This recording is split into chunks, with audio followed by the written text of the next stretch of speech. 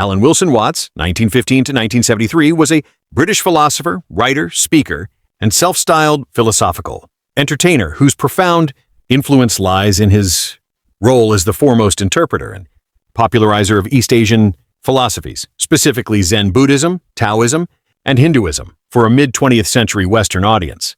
Moving to the United States in 1938, Watts became a central figure in the counterculture movement, bridging ancient Eastern wisdom with the burgeoning psychological and social liberation movements of the West. His legacy is an extensive body of work, comprising over 25 books and hundreds of recorded lectures, that continues to resonate with those seeking a deeper, non-dualistic understanding of reality and self. 1. A philosopher since childhood.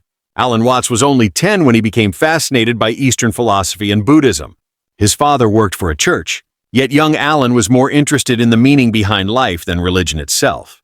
2. Wrote his first book at 16. At just 16, he published The Spirit of Zen. It was one of the first English books on Zen Buddhism. People were stunned by the depth of his ideas at such a young age. 3. From priest to free thinker. Alan trained and worked as an Episcopal priest for a few years, but soon he left the church, saying he couldn't accept limits on spiritual truth. "I cannot see God as confined," he once said. 4. The philosopher on the radio. In the 1950s and 60s, his radio talks became famous across America. Listeners described his voice as calm, wise, and oddly comforting, especially late at night.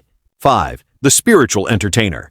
Unlike most philosophers, Watts used humor, stories, and wit to explain deep ideas.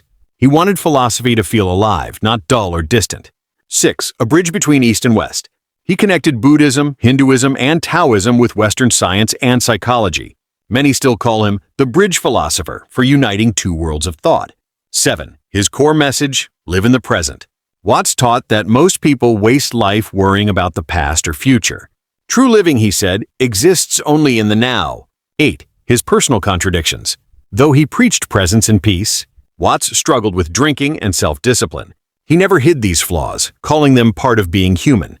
9. His home of thinkers and artists. He lived in Druid Heights near San Francisco, a creative retreat where poets, philosophers, and artists would visit him for long, thoughtful talks. 10. A voice that never died. Alan Watts passed away in 1973, but his lectures live on.